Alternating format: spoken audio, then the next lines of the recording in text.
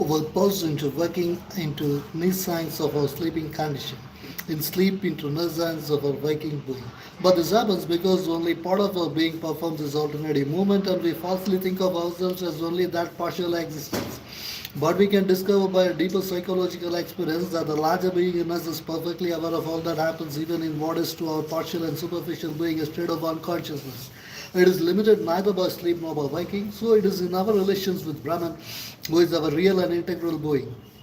In the ignorance, we identify ourselves with only a partial consciousness, a mental or spiritual mental in its nature, which becomes a nescient of itself or of status by moment. At this part of us, when we lose the moment, we lose at the same time our hold on our self or faction by entering into passivity. By an entire passivity, the mind falls asleep or enters into trance or else is liberated into a spiritual silence. But though it is a liberation from the ignorance of a partial being in its flux of action, it is earned by putting on a luminous sense of the dynamic reality or a luminous separation from it. The spiritual mental being remains self-absorbed in a silent essential status of existence and becomes either incapable of active consciousness or repugnant of all activity to all activity. This release of silence is a status through which the soul passes in its journey towards the absolute. But there is a greater fulfillment of a true and integral being in which both the static and the dynamic sides of the self are liberated and fulfilled in that which upholds both and is limited neither by action nor by silence. For Brahman does not alternatively pass alternatively from passivity to activity and back to passivity by suggestion of its dynamic force of going. If that were really true of the integral reality, then while the universe continued, there would be no passive Brahman in existence. All would be action, and if in our universe were dissolved, if our universe were dissolved, there would be no active Brahman. All would become cessation and immobile stillness. But this is not so, for we can become aware of an for we can become aware of an eternal passivity and self-concentrated calm.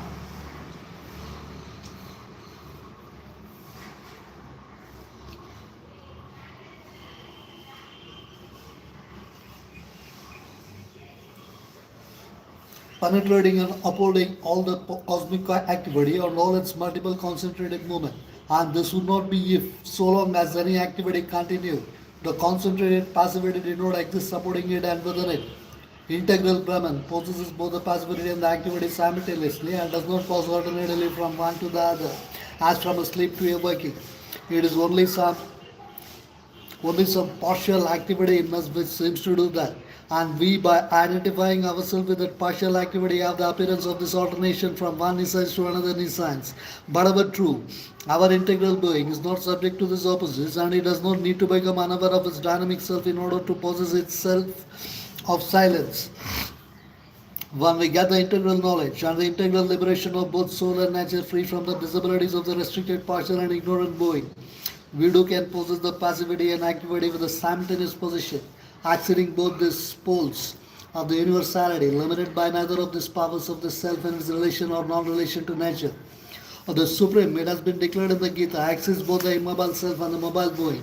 Even put together, they do not represent all he is, for obviously we do not mean, or one may speak of as possessing them simultaneously. That is the sum of a passivity and an activity, an integral made of those two fractions, passive with three-fourths of himself, active with one-fourth of his existence. In that case, Brahman might be a sum of nesciences, the passive three-fourths not only different to but quite ignorant of all that the activity is doing. The active one-fourth quite unaware of the passivity and unable to possess it except by ceasing from action. Even Brahman, the sum, might amount to something quite different from its two fractions, something as it were, up and aloof, ignorant of and irresponsible for anything which some mystic Maya was at once obstinately doing and rigidly abstaining from doing in the two fractions of his existence. But it is clear that Brahman, the Supreme Being, must be aware both of the passivity and activity and regard them not as his absolute being, but as opposite. Yet, of mutually satisfying terms of his universality. So it cannot be true that Brahman, by an eternal passivity, is unaware, entirely separated from his own activities, free. He contains them in himself, supports them with his eternal power of calm, initiates them from his eternal poise of energy.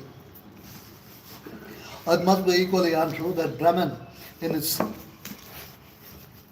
it must be equally untrue that Brahman in his activity is unaware of or separated from his passivity.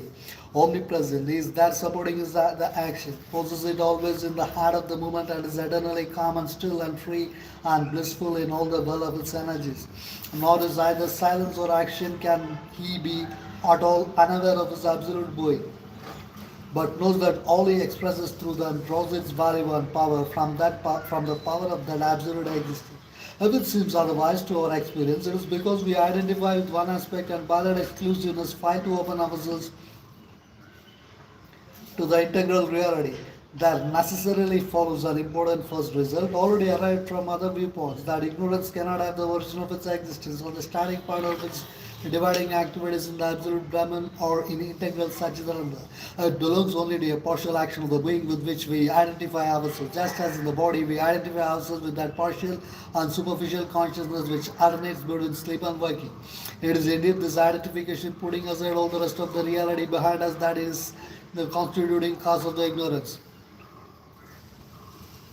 And if ignorance is not an element or proper power or proper to the absolute nature of the Brahman or to its integrality, there can be no original and primary ignorance. Maya, if it be an original power of the consciousness of the eternal, cannot itself be an ignorance or in any way akin to the nature of ignorance, but must be a transcendent and universal power of self-knowledge and all knowledge. Ignorance can only intervene as a minor and subsequent movement, partial and relative. Is it then something inherent in the multiplicity of souls? Does it come into being immediately? Brahman views himself in the multiplicity, and does that multiplicity consist of a sum of souls, each in its very nature fractional and divided from all the others in consciousness, unable to become aware of them at all except as things external to it, linked at most by communication from body to body or mind to mind, but incapable of unity. But we have seen that this is only what we seem to be in our most superficial layer of consciousness, the external mind and the physical. Or when we get back into a subtler, deeper, larger action of our consciousness, we find the walls of division becoming thinner, and in the end, there is left no wall of division, no ignorance. A body is the outward sign and lowest base of the apparent division, which naturally plunging into ignorance and selfness has made the starting point for the recovery of unity by the individual soul. Unity even in the midst of the most exaggerated forms of our multiple consciousness. Bodies cannot communicate with each other except by external means and through a gulf of externality. Cannot penetrate each other except by division of the penetrated body or by taking advantage of some gap in it, some pre-existent division. Cannot unite except by a breaking up and devouring, a swallowing and absorption and so an assimilation, or at most a fusion in which both forms disappear. Mind too, when identified with body, is hampered by its limitation, but in itself it is more subtle and two minds can penetrate each other without hurt or division, can interchange their substance without mutual injury, can in a way become parts of each other. Still, mind too has its own form which is separative of it from other minds and is apt to take its stand on the separateness. Or when we get back to soul consciousness, the obstacles to unity lessen and finally cease to exist altogether. Soul can in its consciousness identify with self with other souls, can contact them and enter into it and be contacted by them, can realize its unity with them. And this can take place not in a futureless and indistinguishable sleep, not in a nirvana in which all distinctions and individualities of soul and mind and body are lost, but in a perfect waking, which observes and takes account of all distinctions but exists there. Therefore, ignorance and self-limiting divisions are not inherent and insuperable in the multiplicity of souls, or not the very nature of the multiplicity of Brahman. Brahman, as he exceeds the passivity and activity, so too exists the unity and multiplicity. He is one in himself, but not with the self-limiting unity exclusive of the power of multiplicity. Such as is the separated unity of the body and the mind, he is not the mathematical integer one, which is incapable of containing the 100 and is therefore less than the 100. He contains the 100, is one in all the 100.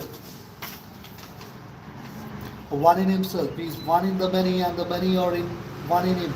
In other words, Brahman is in his unity of spirit is aware of his multiplicity of souls, and in the consciousness of his multiple souls is aware of the unity of all souls. In each soul he, the eminent spirit, the Lord in each heart, is aware of his oneness. The Jivatman element by him, aware of his unity with the one, is also aware of his unity with the many. Our superficial consciousness, identified with body and with divided life and divided mind, is ignorant, but that also can be illumined and made aware. Multiplicity, then, is not the necessary or cause of the ignorance. Ignorance, as we have already stated, comes in at a later stage as a later moment when mind is separated from its spiritual and supramental basis and culminates in this earth life where the individual consciousness in the many identifies itself by dividing mind with the form, which is the only safe basis of division. But what is the form? It is, at least as we see it here, a formation of concentrated energy and not of the force of consciousness in its movement, and not minded in going by a constant whirl of action. But whatever transcendent truth or reality it proceeds from or expresses, it is not in any part of itself in manifestation durable or eternal. It is not eternal in its integrality, nor in its constituting orders, for they can be disintegrated by dissolving the knot of energy in constant concentrated action, which is the sole thing that maintains their apparent stability. It is a concentration of tapas in movement of force on the form, maintaining it in bowing, which sets up the physical base of division. But all things in the activity are, we have seen, a concentration of tapas in movement of force upon its object. The origin of the ignorance must then be sought for in some self-absorbed concentration of tapas, of conscious force in action on a separate movement of the force. To us, this takes the appearance of mind identifying itself with a separate movement and identifying itself with also in the movement separately with each of the forms resulting from it. So it builds a wall of separation which shuts out the consciousness in each form from awareness of its own total self, of other embodied consciousness and of universal being. It is here that we must look for the secret of the apparent ignorance of the embodied mal being as well as of the great apparent unconscious of physical nature. We have to ask ourselves, what is the nature of this absorbing, this separating, this self-forgetful concentration, which is the obscure miracle of the universe?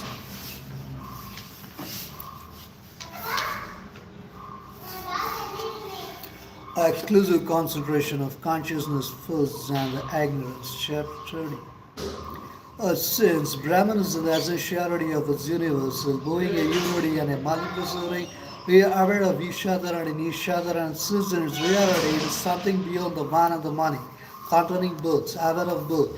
Ignorance can only come about as a subordinate phenomenon by some concentration of consciousness absorbed in a part knowledge or a part action of the body, and excluding the rest from its awareness. Or there may be either a concentration of the one in itself to the exclusion of the many, or of the many in their own action to the exclusion of the all awareness of the one, or of the individual going in himself to the exclusion both of the one and the rest of the many, who are then to him separated units not included in his direct awareness. Or again, there may be or there may intervene at a certain point some general rule of exclusive concentration, operative in all these three directions, a concentration of separative active consciousness in a separative movement, but this takes place not in the true self, but in the force of active will, in Prakriti.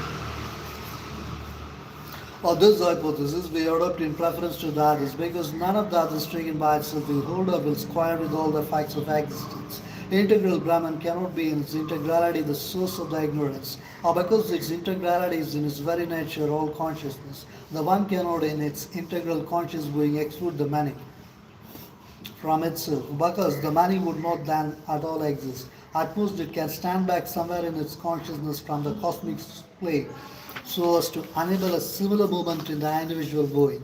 The many in the integrality or in each self of the many cannot be really ignorant of the one or of others, or because by the many we mean the same divine self in all, individualized indeed, but still one in conscious being, with all in a single universality, and one too with the original and transcendent being.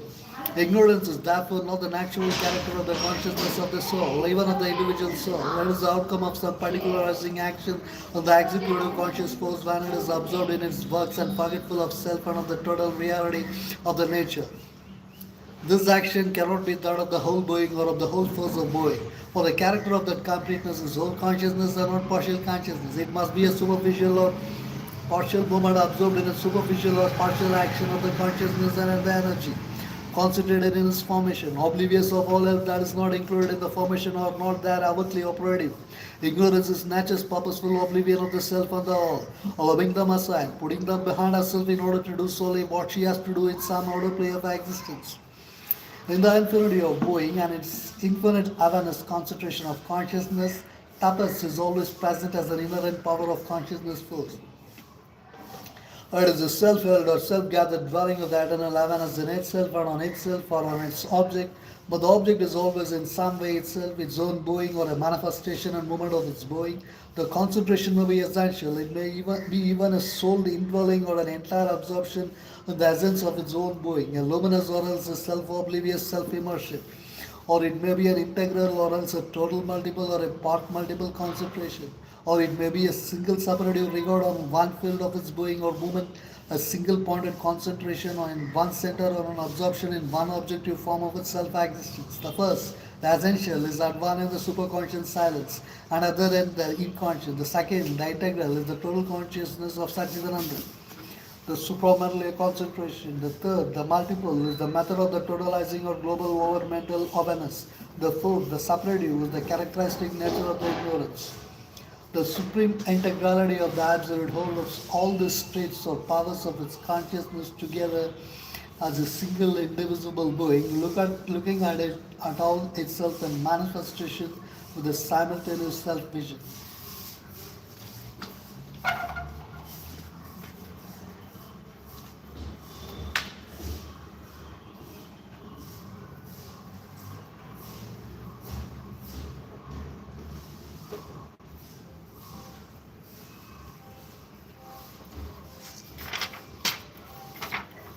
A few consideration on the sense of self-help dwelling in itself or on itself as object may be said then to belong to the very nature of conscious being. For although there is an infinite extension of consciousness and a diffusion of consciousness, it is self-help, self-contained extension or a self-help, self-contained diffusion. Although there must seem to be a dispersion of its energies, that is in reality a form of distribution and is only possible in superficial field because it is supported by an underlying self-help concentration, an exclusive concentration on or in a single subject or object or domain of being or movement is not a denial or departure from the spirit's awareness. It is one form of self-gathering of the power of tapas. But when the concentration is exclusive, it brings about a holding back behind it of this rest of self-knowledge. It may be aware of the rest all the time, yet act as if it were not aware of it. And that would not be a state or act of ignorance.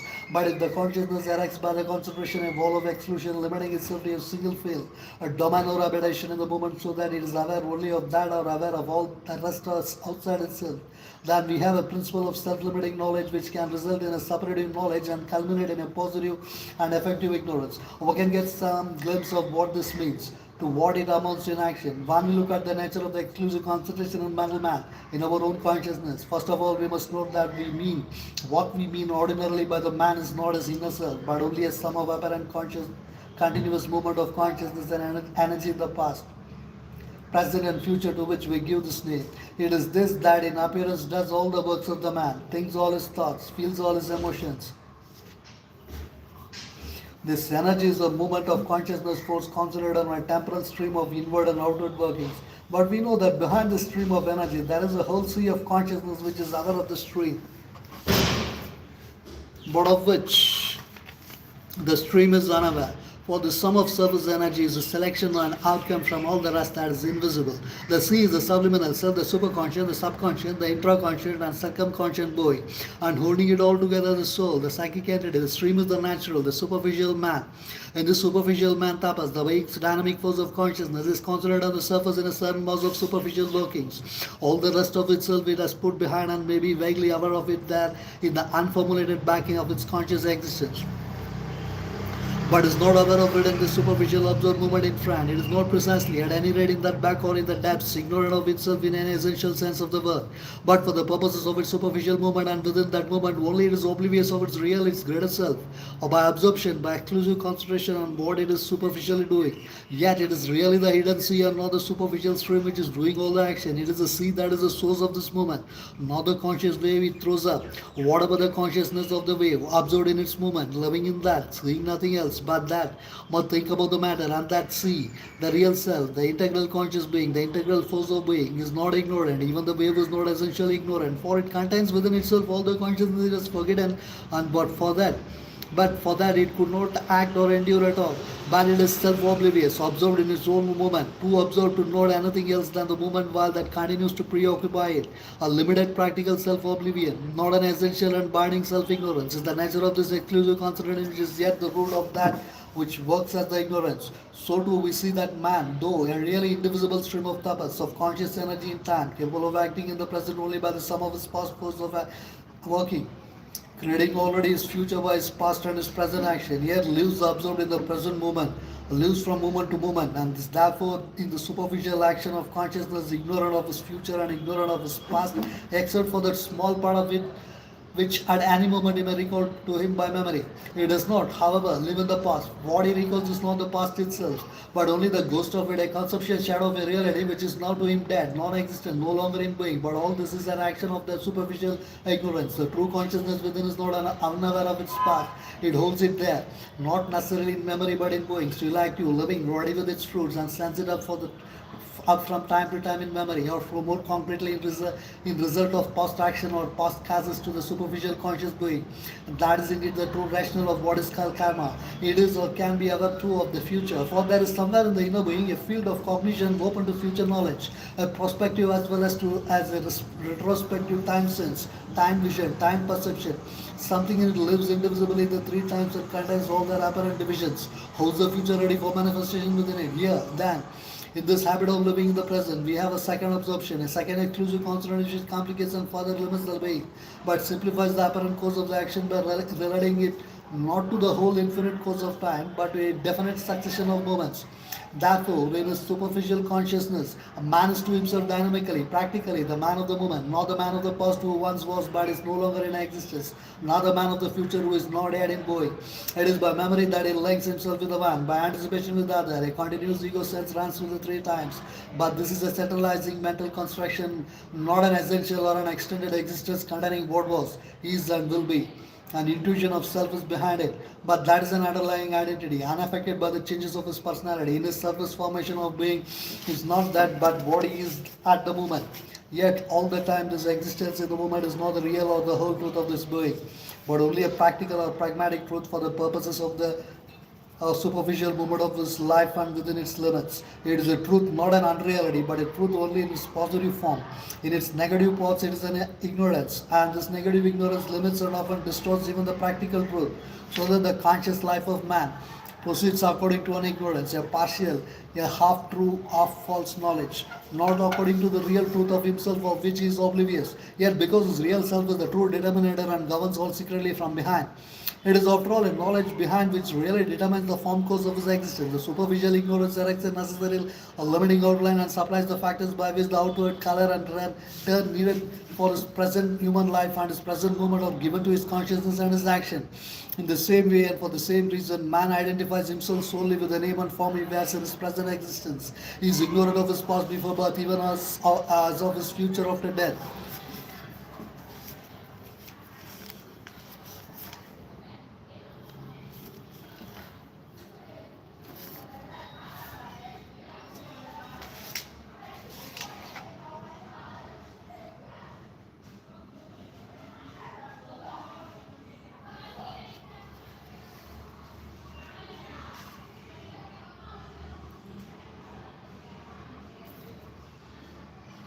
So that the conscious life of man proceeds according to an ignorance, a partial, a half truth, half false knowledge, not according to the real truth of himself of which he is oblivious. Yet because his real self is the true determinator and governs all secretly from behind, it is after all a knowledge behind which really determines the form course of his existence. The superficial ignorance erects a necessary limiting outline and supplies the factors by which the outward color and turn needed for his present human life and his present moment are given to his consciousness and his action. In the same way and for the same reason, man identifies himself solely with the name and form he wears in his present existence. He is ignorant of his past before birth, even as of his future after death. Yet all that he forgets is contained, present and effective in all returning integral consciousness within it. There is a minor pragmatic use of exclusive concentration on the surface which may also give us an indication in spite of his temporary character. The superficial man living from moment to moment plays, as it were, several parts of his present life, and while he is busy with each part, is capable of exclusive concentration and absorption in it, by which he forgets the rest of himself, puts his being behind him for moment, is to that extent self-oblivious. The man is for the moment the actor, the poet, the soldier, or whatever else he may have been constituted and formed into by some peculiar and characteristic action of his force of doing, his tapas, his past conscious energy, and by the action which develops from it.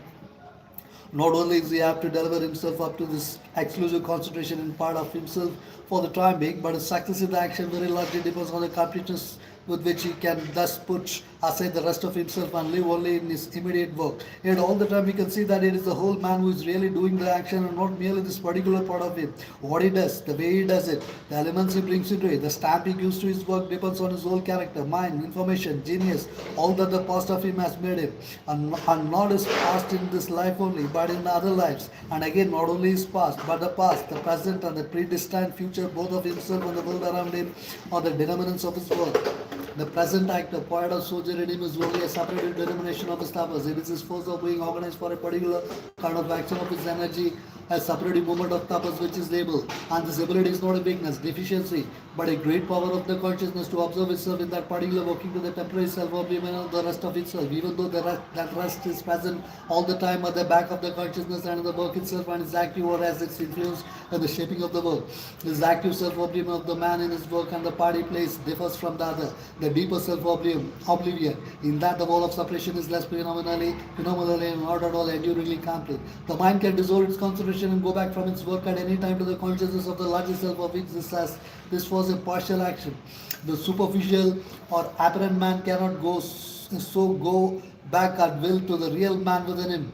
He can only do it to some extent abnormally or supernormally in exceptional conditions of his mentality or more permanently and completely as a fruit of a long arduous self-training, self-deepening, self-widening, self-expansion. Still he can go back. Therefore the difference is phenomenal only, not essential. It is, in essence, in both cases, the same movement of exclusive concentration, of absorption in a particular aspect of himself, action, movement of force, though with different circumstances and another manner of working. This power of exclusive concentration is not confined to absorption in a particular character or type of working of one's larger self, but extends to a complete self-forgetfulness in the particular action in which we happen at the moment to be engaged. The actor in moments of great intensity forgets that he is an actor and becomes the part that he is playing on the stage, not that he thinks himself Rama or Ravana, but that he identifies himself for the time being with the form of character and action which the name represents, also completely so as to forget the real man who is playing it. So the poet forget himself, the man, the worker, in his work, and is for the moment only the inspired impersonal energy which works itself out in formation of word and rhythm. Of all else he is oblivious. The soldier forgets himself in the act and becomes the charge and the fury and the slave. In the same way, the man who is overcome by intense anger forgets himself, as it is commonly said, or as it has been still more amply and forcibly put, becomes anger. And these terms express the real truth, which is not the whole truth of the man's being at the time, but a practical fact of his conscious energy in action. He does forget himself, forgets all the rest of himself with its other impulses and powers of self-restraint and self-direction, so that he acts simply as the energy of the passion which preoccupies him, becomes the energy for the time being.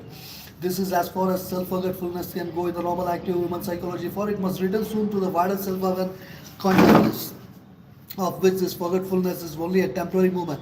But in the larger universal consciousness, there must be a power of carrying this movement to its absolute point, to the greatest extreme possible for any relative moment to reach. And this point is reached, not in human unconsciousness, which is not abiding and always refers back to the awakened conscious being that man normally and characteristically is, but in the unconscious of material nature. This unconscious is no more real than the ignorance of exclusive concentration of a temporary being, which limits the waking consciousness of man. For as in us, so in the atom, the metal, the plant, in every form of material nature, in every energy of material nature, that is, we know, a secret soul, a secret will, a secret intelligence at work, other than the mute oblivious form, the conscient even in unconscious things of the Upanishads, without whose presence and informing conscious force or tapas, no work of nature could be done. What is inconscient? That is the Prakriti.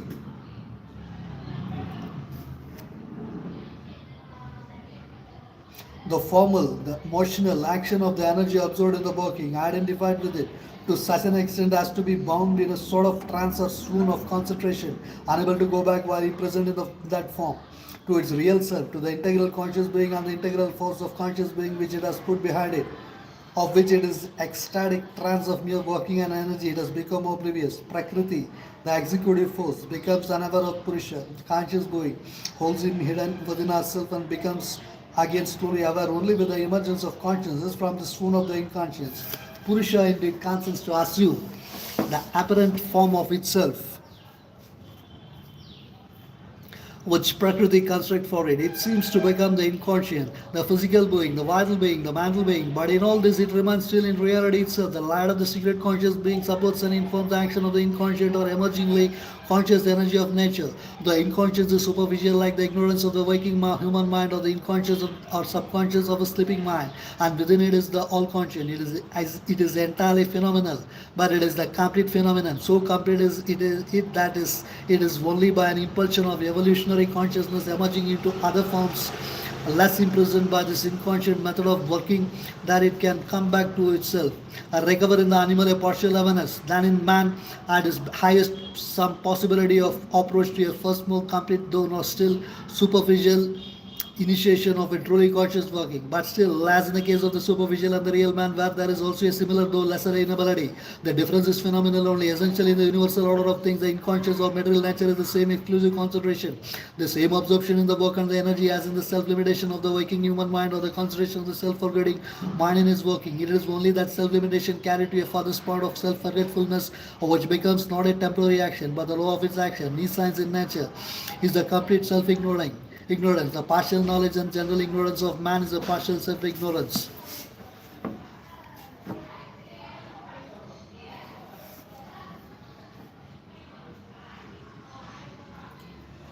Marking in our evolutionary order a return towards self-knowledge, but both are all and all ignorances. When examined, the superficial, exclusive, self-forgetful concentration of tapas, of the conscious energy of being in a particular line or section of its movements of which alone it is aware of, or which alone it seems to be on the surface.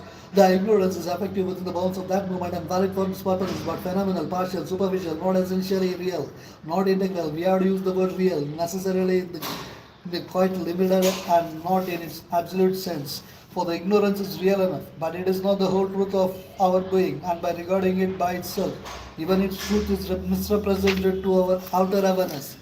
In the true truth of itself, it is an involved consciousness and knowledge evolving back to itself, but it is dynamically effective as an inconscience and an ignorance.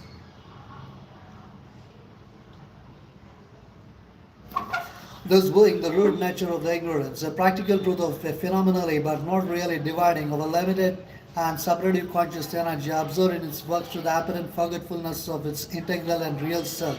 We may answer the questions that arise of the why and where and the how of this movement, the reason for the ignorance. Its necessity becomes clear enough once we have seen that without it the object of the manifestation of our will would be impossible, could not be done at all, or not completely, or not in the way in which it should be and is done. Each side of the manifold ignorance has its justification, which is only a part of the one general necessity. Man, living in his timeless being, could not have thrown himself into the stream of time with that moment of subjection to its flux from moment to moment, or which is the nature of his present living in his superconscious or subliminal self. He could not have worked out from that notch of his individual mentality the relations which he has to travel and unravel with the world about him, or would have to do it in a radically different fashion, living in the universal self and not in the egoistic separative consciousness. He could not evolve that separate action, personality, outlook from himself as the soul or the initial center and point of reference, which is the contribution of the ego sense to the world workings. He has to put on the temporal, the psychological, the egoistic ignorance in order to protect himself against the light of the infinite and the largeness of the universal, so as to develop behind this defense is temporal individuality in the cosmos. He has to live as if in this one life and put on the ignorance of his infinite past and his future. For otherwise, if the past were present to him, he could not work out his present, selected relations with his environment in the way he intended. His knowledge would be too great for him. It would necessarily alter the whole spirit and balance and form of his action. He has to live in the mind, absorbed by this bodily life, and not in the supermind. For otherwise, all these protecting walls of ignorance created by the limiting, dividing, differentiating power of mind would not be built or would become too thin and transparent for this purpose. That purpose for which all this exclusive consideration we call the ignorance is necessary is to trace the cycle of self-oblivion and self-discovery, for the joy of which the ignorance is assumed in nature by the secret spirit. It is not that all cosmic manifestation would otherwise become impossible, but it would be quite different manifestation from the one which we live. It would be confined to the higher worlds of the divine existence, or to a typal, non-evolving cosmos where each being lived in the whole light of its own law of nature. And this upwards manifestation, this evolving cycle would be impossible. What is here the goal would be then the eternal condition. What is here a stage would be that perpetuated type of existence. It is to find himself in the apparent opposites of his being and his nature that Sachidananda descends to the materialist science and puts on his phenomenal ignorance as a superficial mask in which he hides himself from his own conscious energy or living it forgetful and absorbed in its works and forms. It is in those forms that the slowly awaking soul has to accept the phenomenal action of an ignorance of which is really knowledge awaking progressively out of the original science. And it is in the new conditions created by these workings that it has to rediscover itself and divinely transformed by that light, the life which is thus laboring to fulfill the purpose of its descent into the unconscious, not to return as speedily as may be to heavens where perfect light and joy are eternal, or to the supracosmic bliss is the object of this cosmic cycle, not merely to repeat a purposeless round in a long unsatisfactory groove of ignorance seeking for knowledge and never finding it perfectly. In that case, the ignorance would be either an inexplicable blunder of the all-conscient or a painful and purposeless necessity, equally inexplicable, but to realize the ananda of the self in other conditions than the supracosmic in cosmic being and to find its heaven of joy and light even in the oppositions offered by the terms of an embodied material existence, but struggle therefore towards the joy of self-discovery would seem to be the true object of the birth of the soul in the human body and of the labor of the human race in the series of its cycles. The ignorance is a necessary, though quite subordinate term with the universal knowledge has imposed on itself that the movement might be possible, not a blunder and a fall, but a purposeful descent, not a curse, but a divine opportunity to find and embody the whole delight in an intense summary of its manifoldness, to achieve a possibility of the infinite existence which could not be achieved in other conditions, to create out of matter a temple of the divinity would seem to be the task imposed on spirit born into the material universe. The ignorance we see is not in the secret soul, but in the apparent prakriti. Nor does it belong to the whole of that Prakriti. It cannot, for Prakriti is the action of the whole conscience, but arises in some development from its original integrity of light and power. Why does that development take place? In what principle of being does it find its opportunity and starting point? Not certainly the infinite being, the infinite consciousness, the infinite delight which are the supreme planes of existence and from which all else derives or descends into this obscure, ambiguous manifestation. And that it can have no place, nor not in the supermind. For in the supermind, the infinite light and power are always present, even in the most infinite workings. On the consciousness of unity impresses the consciousness of diversity. It is on the plane of mind that this putting back of the real self consciousness becomes possible. For mind is that power of the conscious being which differentiates and runs along the lines of differentiation with a sense of diversity, prominent and characteristic, and sense of unity behind it only. Not characteristic, nor the very stuff of its workings. If by any chance the supporting sense of unity could be drawn back, it is possessed by mind not in its own separate light, but because it has a supermind behind it, because it reflects the light of the supermind of which it is a derivative and secondary power. If a veil could fall between mind and supermind, shutting up the light of the truth or letting it come through only in rays diffuse, scattered, reflected, but with distortion and division, then the phenomenon of ignorance would intervene. Such a veil exists, says the Upanishad, constituted by the action of mind itself. It is in over mind, a golden light which hides the face of the supramental truth but reflects its image. In mind, it becomes a more opaque and smoky, luminous coverture. That action is the observer looking downward of mind on the diversity which is its characteristic movement and away from the supreme unity which that diversity expresses. Ideally, it forgets altogether to remember and support itself by the unity. Even then, the unity supports it and makes its activities possible, but the absorbed energy is unaware of its own origin and greater real self, since mind forgets that from which it is derived, or because of the absorption in the workings of formative energy, it becomes so far identified with that energy as to lose hold even on itself, to become totally oblivious in a trance of work which it still supports in its somnambulist action, but of which it is no longer aware. That is the last stage of the desert of consciousness, an abysmal sleep, a fathomless trance of consciousness which is the profound basis of the action of material nature.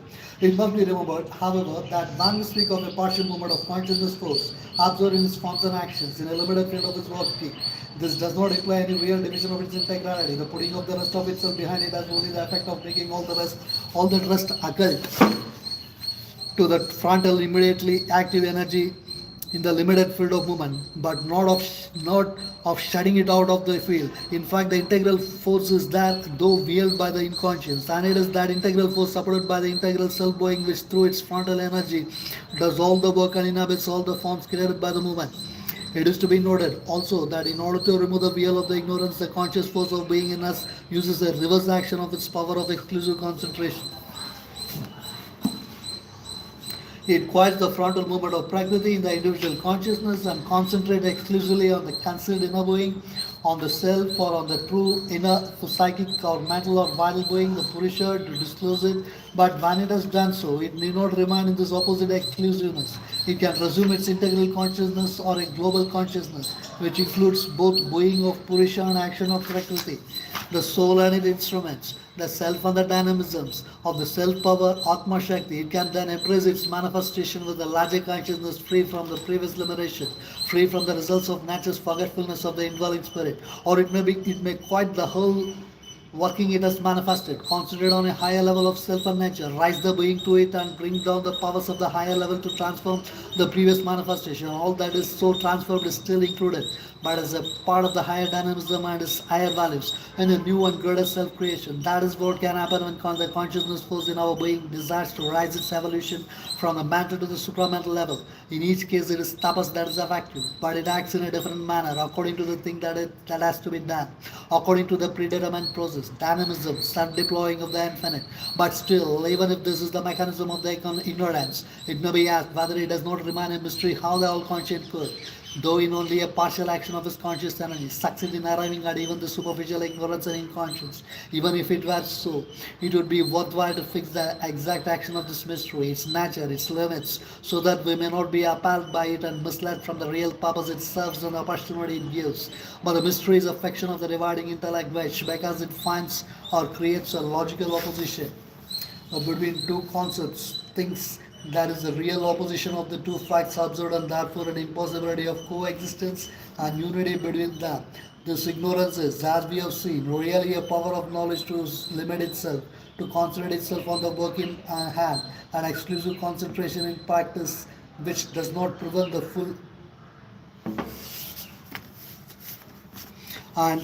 existence and working of the whole conscious being behind, but a working in the conditions chosen and self-imposed. On the nature, all conscious self-limitation is a power for a special purpose, not a weakness. All concentration is a force of conscious being, not a disability. It is true that while the supermind is capable of an integral, comprehensive, multiple, infinite self-concentration, this is dividing and limited. It is true also that it creates perverse as well as partial and, insofar, false or only half true values of things. But we have seen the object of the limitation and of this partiality of knowledge, and the object being admitted, the power to fulfill it must be admitted also in the absolute force of the absolute being, this power of self-limitation for a particular working.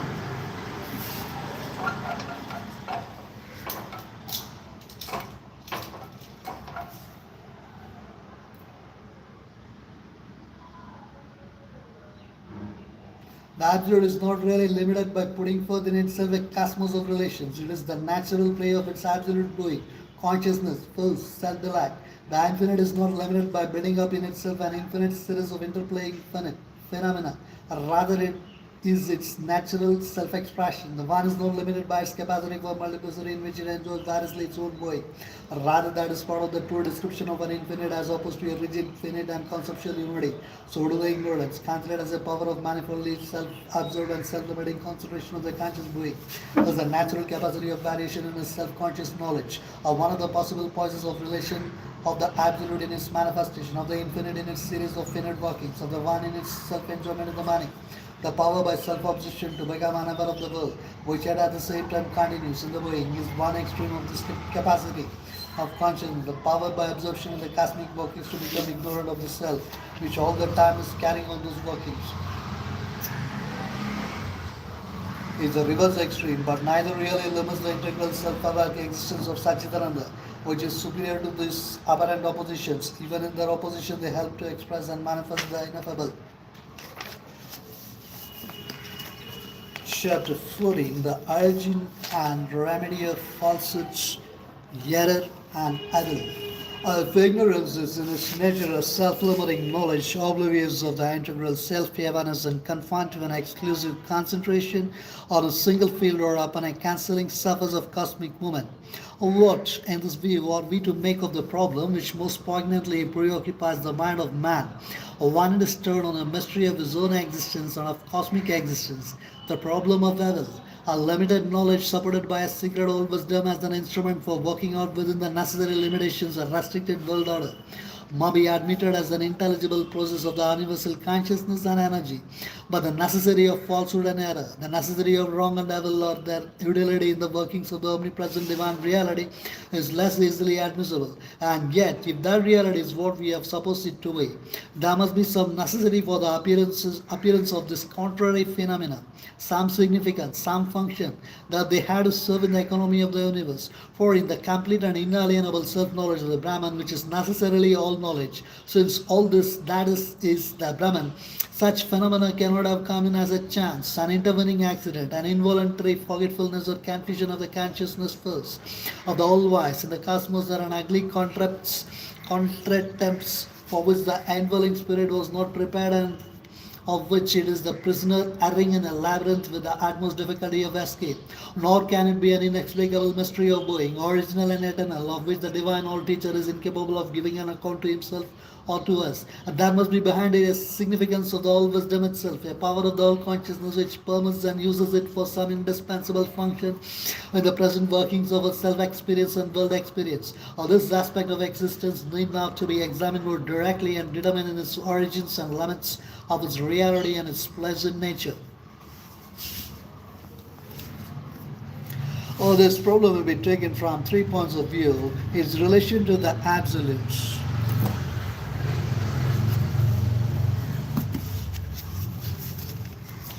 its relation to the absolute, the supreme reality, its origin and place in the cosmic workings, its action and point of gold in the individual void. It is evident that these contrary phenomena have no direct root in supreme reality, in the supreme reality itself.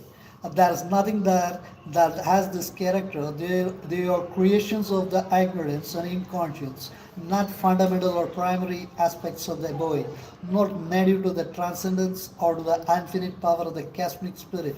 It is sometimes reasoned that as truth and good have their absolutes, so falsehood and evil must also have their absolutes. Or, if it is not so, then both must belong to the relativity only. Knowledge and ignorance, truth and falsehood, good and evil, exist only in relation to each other, and beyond those real dualities, here they have no existence. But this is not the fundamental truth of relation of these opposites. For, in the first place, falsehood and evil are, unlike truth and good, very clearly results of the ignorance and cannot exist where there is no ignorance. They can have no self-existence.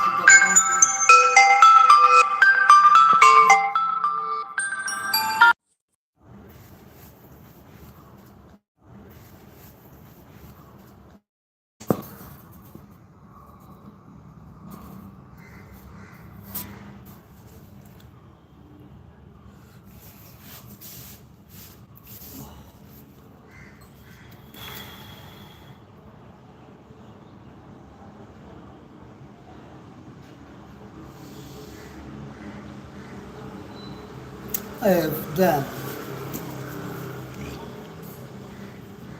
if then, the limited knowledge which is the nature of ignorance renounces its limitations, or if ignorance disappears into knowledge, evil and falsehood can no longer endure, for both are fruits of unconsciousness and wrong consciousness. And if true, if true, our whole consciousness is that replacing ignorance. They have no longer any basis for their existence. There can therefore be no absolute of falsehood, no absolute of evil.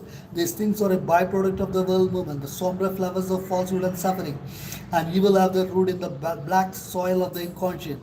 On the other hand, there is no such intrinsic obstacle up to the absoluteness of truth and good, the relativity of truth and error.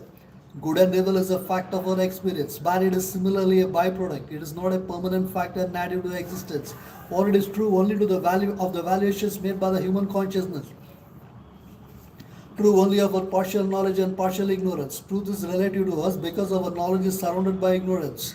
Our exact vision stops short at outside appearances which are not the complete truth of things. And if we go deeper, the illuminations we arrive at are guesses or inferences or intimations, not a side of indubitable realities. Our conclusions are partial, speculative, or constructed. Our statement of them, which is the expression of our indirect contact with the reality, has the nature of representations or figures, or word images of thought perceptions that are themselves images, not embodiments of truth itself, not directly real and authentic. These figures or representations are imperfect and opaque and carry with them the shadow of designs of error. For they seem to deny or shut out other truths, and even the truth they express does not get its full value.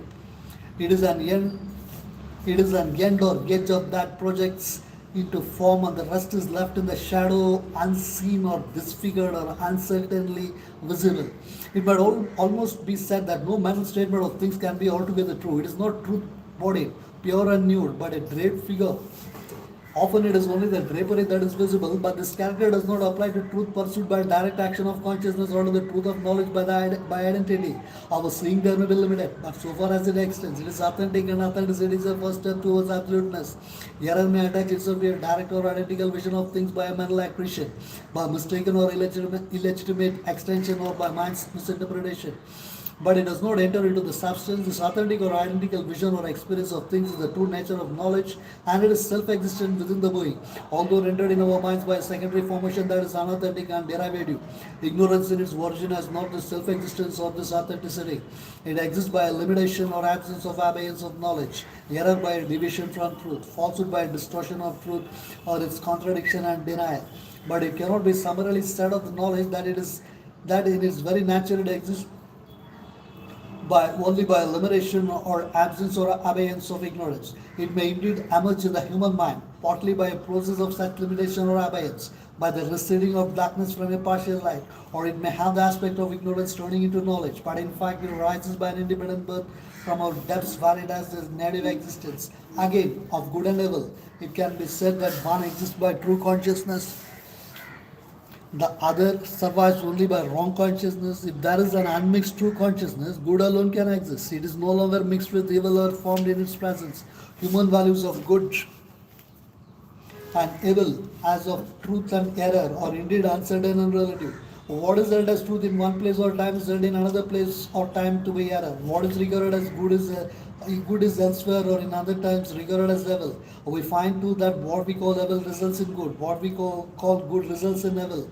But this untoward outcome of good producing evil is due to the confusion, the mixture of knowledge and ignorance, to the penetration of true consciousness by wrong consciousness, so that there is an ignorant or mistaken application of what good, or it is there is an ignorant or mistaken application of our good, or it is due to the intervention of afflicting forces. In the opposite case of evil producing good, the happier and contradictory result is due to the intervention of some true consciousness and force acting behind, and in spite of wrong consciousness and wrong will, or it is due to the intervention of redressing forces. This relativity, this mixture, is a circumstance of human mentality and the workings of the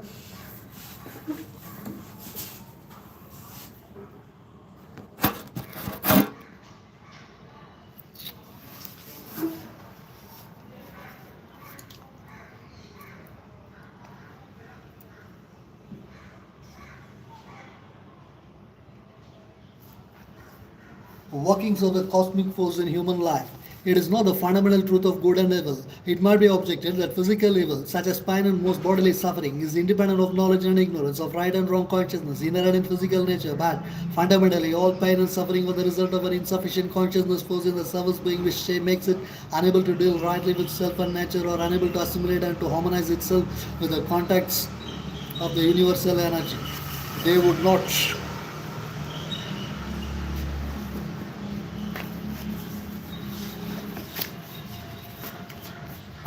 They would not exist if in us there were an integral presence of the luminous consciousness and the divine force of an integral being.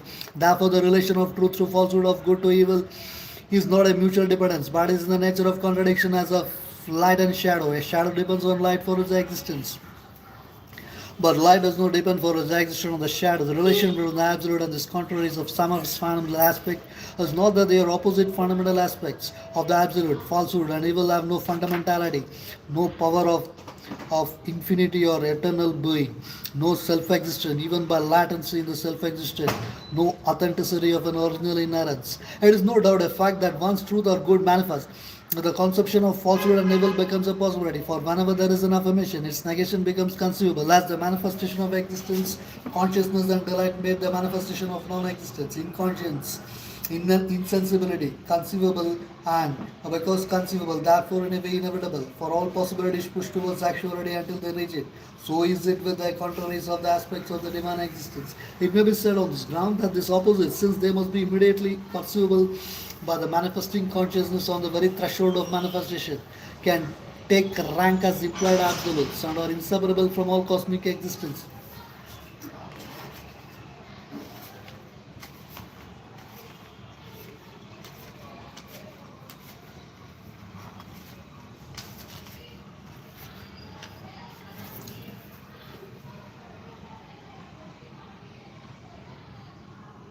As may be said on this ground that is opposite, since they must be immediately perceivable by the manifesting consciousness on the very threshold of manifestation, can take rank as implied absolutes and are inseparable from all cosmic existence. But it must first be noted that it is only in cosmic manifestation that they become possible. They cannot pre-exist in the timeless being, for they are incompatible with the unity and bliss that are its substance. In cosmos also they cannot come into being except by a limitation of truth and good into partial and relative forms, and the breaking up of the unity of existence and consciousness into separative consciousness and separative being.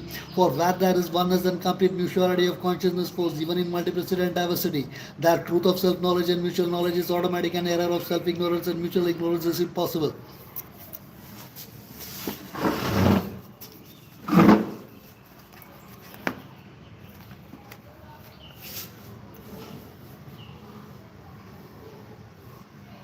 So too, where truth exists as the whole on a base of self oneness, falsehood cannot enter, and evil is shut out by the exclusion of wrong consciousness and wrong will and the dynamism of falsehood and error. As soon as separateness enters, these things can also enter. But even this simultaneity is not inevitable.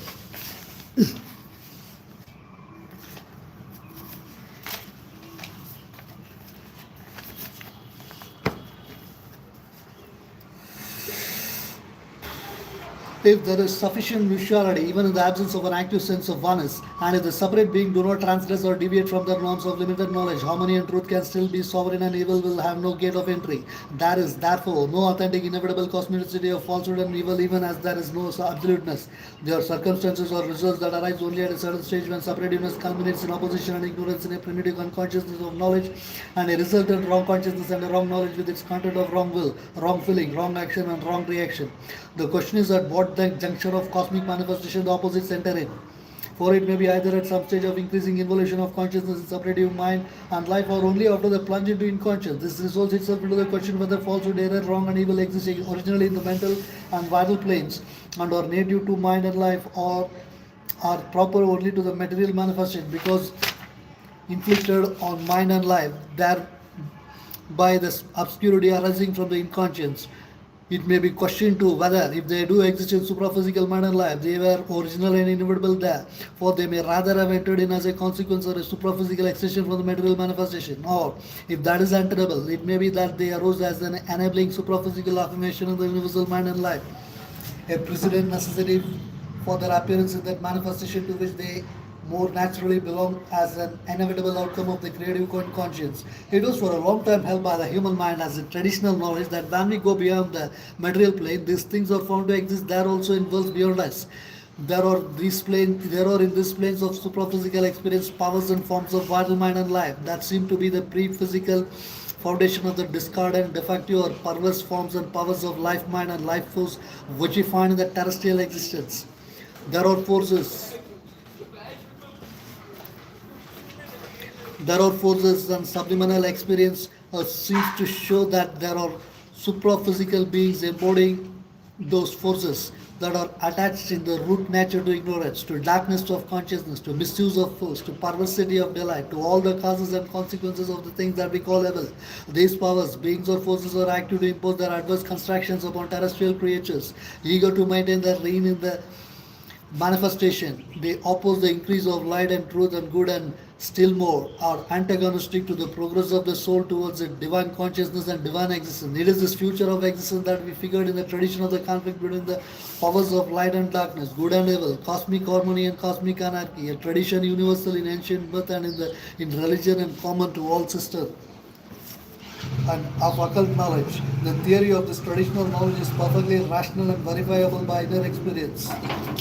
And it imposes itself if we admit the supraphysical and do not cabin ourselves in the acceptation of material being as the only reality. As there is a cosmic self and spirit pervading and upholding the universe and its goings, so too there is a cosmic force that moves all things. And on this original cosmic force, and depend on act many cosmic forces that are its powers or arise as forms of its universal action. Whatever is formulated in the universe as a force or forces that support it, seek to fulfill or further it, find their foundation in its functioning, their account of success in its success and growth and dominion, their self-fulfillment or their prolongation of being in its victory or survival. As there are powers of knowledge or forces of light, so there are powers of ignorance and tenebrous forces of darkness whose work is to prolong the reign of ignorance and inconscience.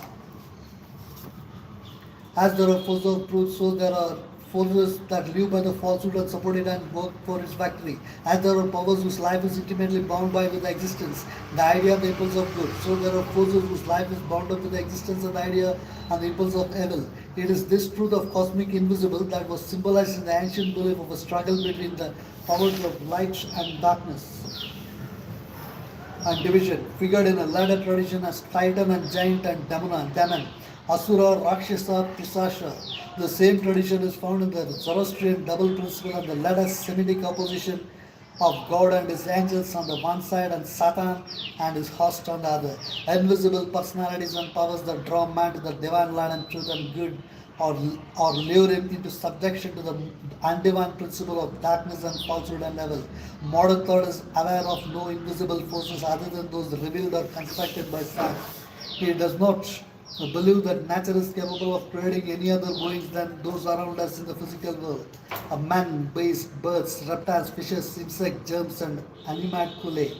And there are invisible cosmic forces physical in their nature that act upon the body of inanimate objects. There is no valid reason why there should not be invisible cosmic forces mental and vital in the nature that act upon his mind and his life force. And if mind and life, impersonal forces, form conscious beings, or use persons to embody them in physical forms and in a physical world and can act upon matter through matter, it is not impossible that on their own place they should form conscious beings whose subtler substance is invisible to us, or that they should be able to act from those planes on beings in physical nature. Whatever reality or mythical unreality we may attach to the traditional figures of past human belief or experience, they would then be a representation of things that are true in principle. In that case, the first source of good and evil would be not in terrestrial life or in the evolution from the inconscience, but in life itself.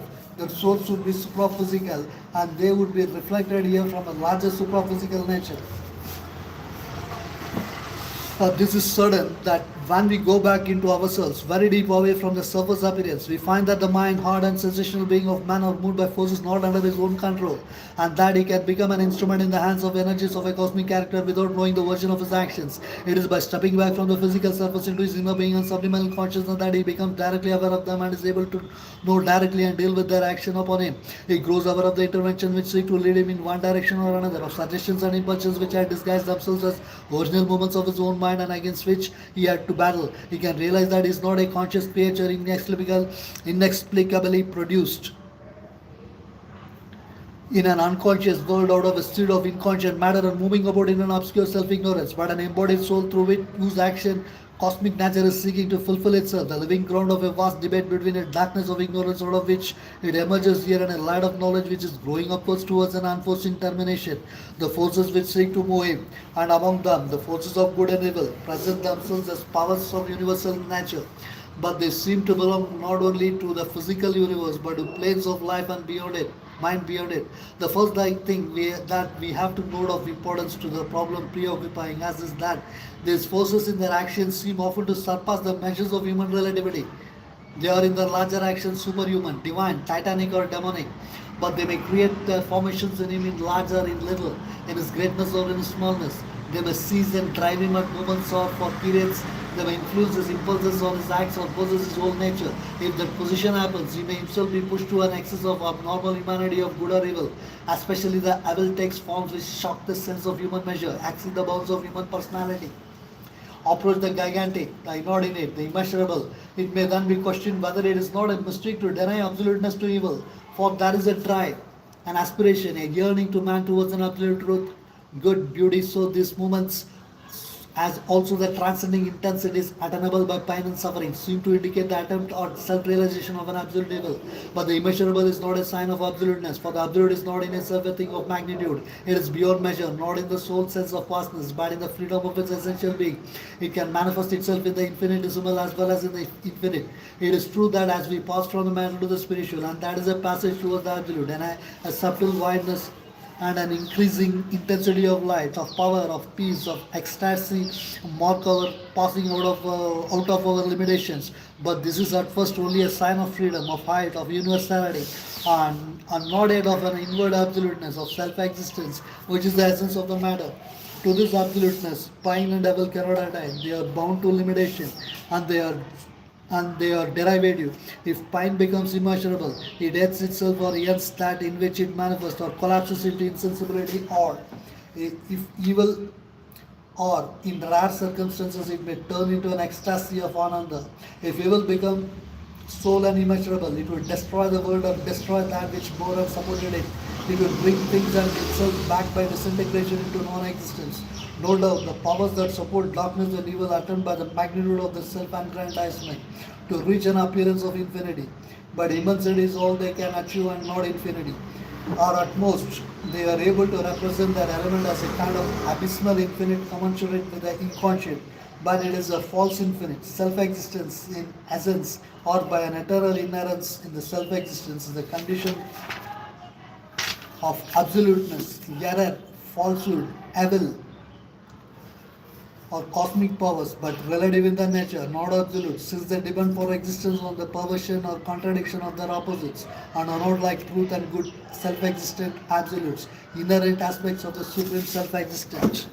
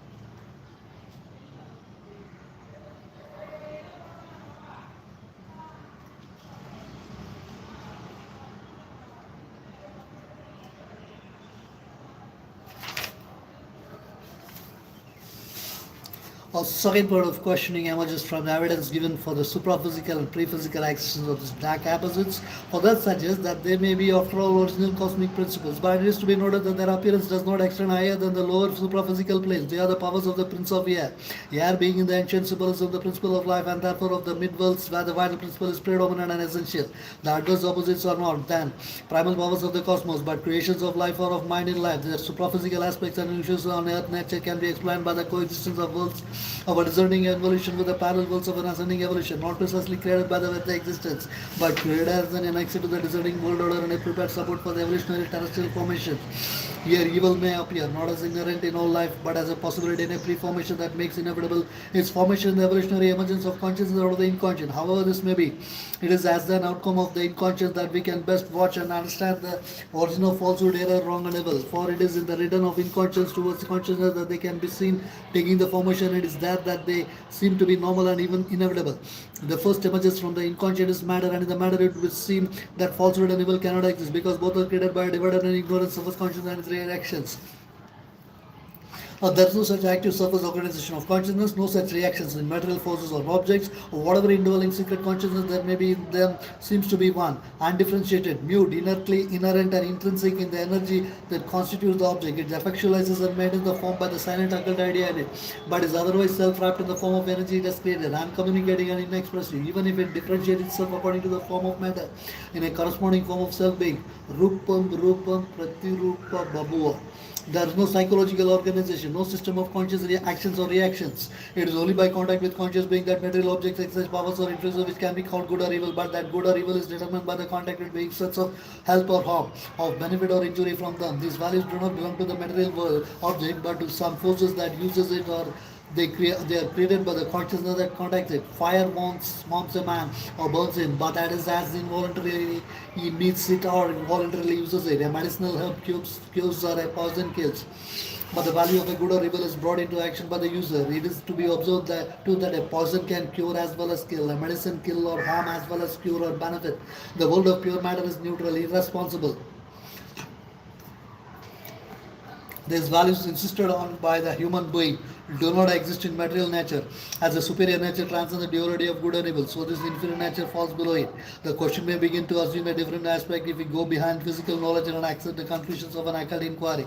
For here we are told that there are conscious influences that attach themselves to objects, and this can be good or evil, but it must still be held that this does not affect the neutrality of the object, which does not act by an individualized consciousness, but only as it is utilized for good or for evil or for both together. The duality of good and evil is not native to the material principle. It is absent from the world of matter. The duality begins with conscious life and emerges fully with the development of mind in life. The vital mind, the mind of desire and sensation, is the creator of the sense of evil and the fact of evil. Moreover, in animal life, the fact of evil is there. The evil of suffering and the sense of suffering, the evil of violence and cruelty and strife and deception. But the sense of moral evil is absent. In animal life, there is no duality of sin or virtue. All action is neutral and permissible for the preservation of life and its maintenance and for the satisfaction of the life instinct. The sensational values of good and evil are inherent in the form of pain and pleasure, vital satisfaction and vital frustration. But the mental idea, the moral response of the mind to these values are a creation of the human mind, a human being. It does not follow, as might be hastily inferred, that they are unrealities, mental constructions only, and that the only true way to receive the activities of nature is either a neutral indifference or an equal acceptance, or intellectually an admission of all that she may do as a divine or a natural law in which everything is impartially admissible. And that is indeed one side of the truth. There is an infra-rational truth of life and matter which is impartial and neutral and admits all things as facts of nature and serviceable for the creation, preservation or destruction of life. And three necessary movements of the universal energy which are all connectedly indispensable and each in its own place of equal value. There is too a truth of detached reason which can look on all that is thus admitted by nature as serviceable to our process in life and matter and observe everything that is with an unmoved, neutral impartiality and acceptance. This is a philosophic and scientific reason that witness and seeks to understand but consider it futile to judge the activities of the cosmic energy. There is too a supra-rational truth formulating itself in spiritual experience which can observe the play of universal possibility, accept all impartiality as true and natural futures and consequences of a world of ignorance and inconscience, or admit all with common compassion as a part of divine working. But while it avoids the awakening of a higher consciousness and knowledge as the soul escapes from God's presence itself as evil, he is ready with the help of help and intervention where that is truly helpful and possible. But nonetheless, there is also this other middle truth of consciousness which awakens to the values of good and evil and the appreciation of the necessity and importance. This awakening, whatever may be the sanction or the validity of its particular judgment, is one of the indispensable steps in the process of evolutionary nature. But from what then does this awakening proceed? What is it in the human being that originates and gives its power and place to the sense of good and evil? If we regard only the process, we may agree that it is the vital mind that makes the distinction. Its first valuation is sensational and individual. All that is pleasant, helpful, beneficial to the life ego is good. All that is unpleasant, malefic, injurious or destructive is evil. Its next valuation is utilitarian and social. All that is considered helpful to the associated life. All that it demands from the individual in order to remain in association and to regulate association for the best maintenance, satisfaction, development, good order of the associated life, and his unit is good. All that has in the view of the society a contrary effect or tendency is evil. But thinking mind then comes in with its own valuation and strives to find out an intellectual basis, an idea of law or principle, rational or cosmic, a law of karma perhaps, or an ethical system founded on reason, or an aesthetic, emotional, or hedonistic basis. A religion brings in and sanctions there is a word or law of God that enjoys righteousness even though nature permits or stimulates its opposite. Or perhaps truth and righteousness are themselves God and there is no other divinity. But behind all this practical or rational enforcement of the human ethical instinct, there is a feeling that there is something deeper. All these standards are either too narrow or rigid or complex and confused, uncertain, subject to alteration by a mental or a bodily change or revelation. Yet it is felt that there is a deeper abiding truth and something within us that can have the intuition of that truth. In other words, that the real sanction is inward, in spiritual and psychic. The traditional account of this inner witness is conscience, a power of perception in us, of mental, of intuitive, but this is something superficial, construed, unreliable. There is certainly within us, though less easily active, more masked by surface elements. A deeper spiritual sense, the soul's discernment, and inborn light within our nature. What then is this spiritual or psychic witness, or what is to it the value of the sense of good and evil? It may be maintained that the one use of the sense of sin and evil is that embodied being may become aware of the nature of this world of inconscience and ignorance, awake to a knowledge of its evil and suffering, and the relative nature of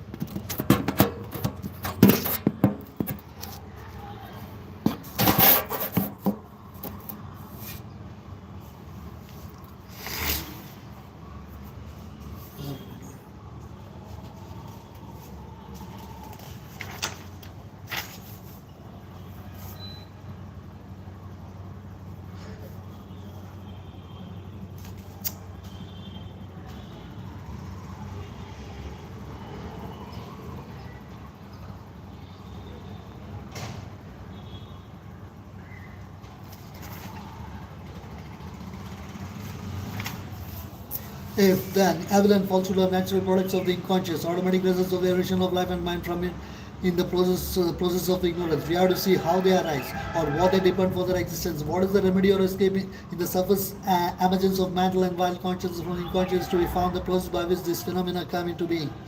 Here there are two determining factors, and it is that there are efficient cause of simultaneous emergence of falsehood and evil. First, there is an underlying, a still occult consciousness and power of inherent knowledge, and there is also an overlaying layer of what might be called indeterminate or else ill-formed stuff of violent physical consciousness. Through this obscure, difficult medium, the emerging mentality has to force its way and has to impose itself on it by a constructed and no longer an inherent knowledge, because the stuff is still full of nescience, heavily burdened and enveloped with the unconscious of matter.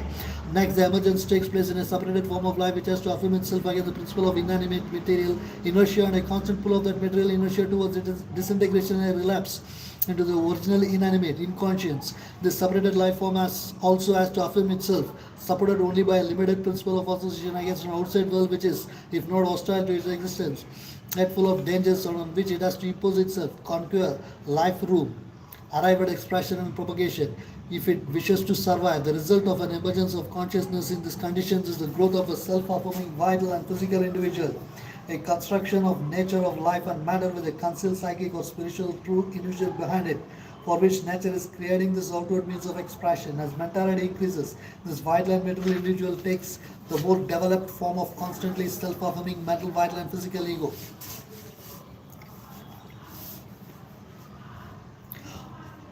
Our surface consciousness and type of existence, our natural being, has developed its present character and the compulsion of these two initial and basic facts of evolutionary emergence. In its first appearance, consciousness has the semblance of a miracle, a power alien to matter that manifests unaccountably in a world of inconscient nature and grows slowly and with difficulty. Knowledge is acquired, created out of nothing as it were, a learned, increased, accumulated by an ephemeral, ignorant creature in whom at birth it is entirely absent or present only, not as knowledge but in the form of an inherited capacity proper to the stage of development of the slowly learning ignorance. It might be conjectured that consciousness is only the original unconscious mechanically recording the facts of existence on the brain cells with a reflex or response in the cells automatically reading the record and dictating their answer. The record, reflex, response together constitute what appears to be the consciousness. But this is evidently not the whole truth, for it might account for observation and mechanical action, although it is not clear how an unconscious record and response response can turn into a conscious observation, a conscious sense of things and sense of self, but does not credibly account for the ideation, imagination, speculation. The free play of intellect which is observed material. The evolution of consciousness and knowledge cannot be accounted for unless there is already a concealed consciousness of things with its inherent and native powers emerging little by little. Further, the facts of animal life and the operations of the emergent mind in life impose on us the conclusion that there is in this concealed consciousness an underlying knowledge or power of knowledge which by the necessity of life contacts with the environment comes to the surface.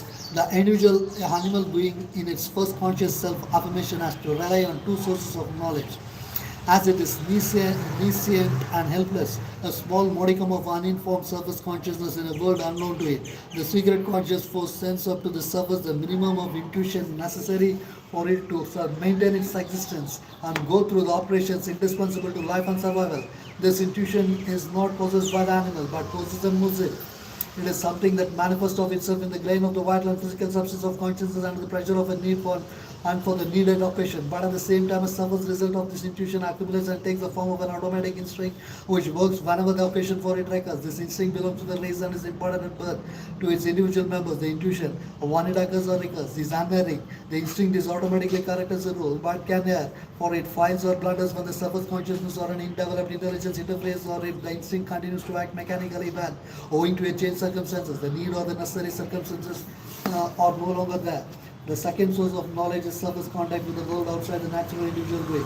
It is this contact which is the cause first of a conscious sensation and sense perception and then by intelligence. If there were not an underlying consciousness, the contact would not create any perception or reaction. It is because the contact simulates into a feeling and a surface response, the subliminal of a being already vitalized by the subconscious life principle and its first needs and seekings that a surface awareness begins to form and develop. Intrinsically, the emergence of a surface consciousness by force of life contact is due to the fact that in both subject and object of contact, consciousness force is already existent in a subliminal latency. When the life principle is ready, sufficiently sensitive to the subject, the recipient of the contact, the subliminal consciousness emerges in a response to the stimulus which begins to constitute a vital or life mind, the mind of the animal, and then, in the course of the evolution, a thinking intelligence, secret consciousness is entered into surface sensation and perception. The secret flows into surface impulse.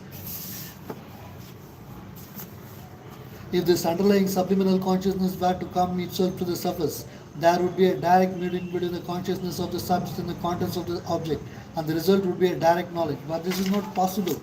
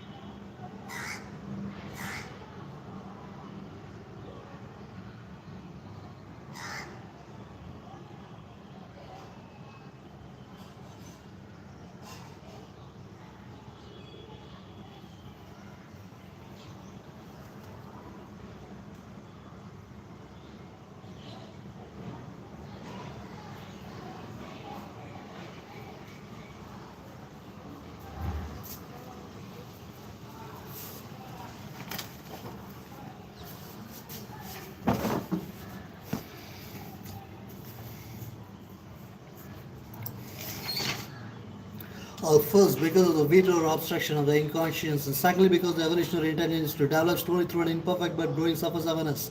The secret consciousness force has therefore to limit itself to imperfect renderings and surface vital and mental aberration and operation, and is forced by the absence, holding back, or insufficiency of the direct awareness to develop organs and instincts for an indirect knowledge. This creation of an external knowledge and intelligence takes place in an already prepared indeterminate conscious structure, which is the earliest formation on the surface. At first, the structure is only a minimum formation of consciousness with a vague sensation perception